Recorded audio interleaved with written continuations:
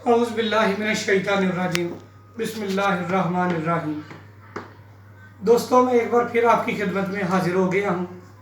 नबी पाक हज़रत मोहम्मद सल्लल्लाहु अलैहि वसल्लम का फरमान है, तुम में से बेहतर वो है जिसने इल्म सीखा और दूसरों को सिखाया। मैं चूँकि तिब के शोबे से मुंसलिक हूँ, इसलिए मेरी कोशिश है कि मैं जो जानता हूँ वो आम इंसानों तक पहुँचाऊँ सादा ज़ुबान में, ताकि सब लोगों को समझ आए। बहरहाल होगा वही जो अल्लाह चाहता है, मैं सिर्फ कोशिश करना चाहता हूँ। पिछली वीडियो में मैंने बात की थी अल्सर की बीमारी के मतलब, और आप लोगों से वादा किया था कि मैं आपको इंशाल्लाह अगली वीडियो में अल्सर का इलाज बताऊँगा। तो आज आते हैं अपने मौजू की तरफ। अब मैं आपको अल्सर का इलाज बताऊँगा। ये दो तरह के इसमें तरीके हैं और दोनों ही आपको करने हैं।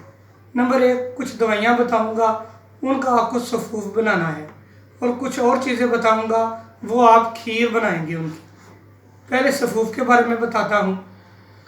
इसमें सबसे पहले आपने लेनी है अजवैन खुरासानी 50 ग्राम।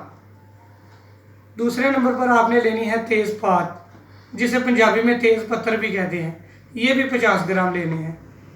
तीसरी चीज़ लेनी है आपको सूखा धनिया, ये भी 50 ग्राम लेनी है। और चौथे नंबर पे आपको मोटी इलायची लेनी है, ये भी 50 ग्राम। इसके बाद आपको लेनी है गंधक आंवला सार 20 ग्राम और निशादर 10 ग्राम। ये सारी चीज़ें आप नोट कर लें। इन सब चीज़ों को लेकर आपने बारीक पीस देना है और इनका सफ़ूफ बनाना है। आधी चमची सुबह नाश्ते से पहले और आधी चमची रात को खाने से पहले आपने इस्तेमाल करनी है। ये तो सफ़ूफ की बात हो गई। इसके बाद आपने जो खीर बनानी है वो ये करना है कि आपने 2 अंडे लेने हैं, उनका सफ़ेद पानी लेना है। आपने जर्दी नहीं लेनी, सिर्फ पानी आपने जर्दी उससे निकाल लेनी है और पानी लेना है आपने। और आधा किलो दूध लेना है, वो सफ़ेद पानी उस आधा किलो दूध में डाल देना है और हिलाना है।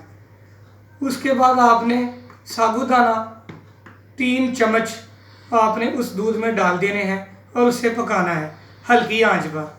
इस तरह पकाना है कि वो खीर बन जाए।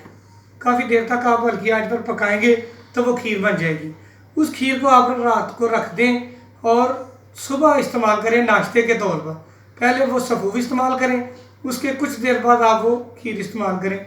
ये नुस्खा बहुत ही अच्छा है। ये बात नहीं कि ये मैं ऐसे ही बात कर दी है। आप जानते हैं मैं क्वालिफाइड हकीम हूँ और ख़ानदानी हकीम हूँ। मैं जो बात करूँगा वो पूरी तहकीक से बात करूँगा इंशाअल्लाह।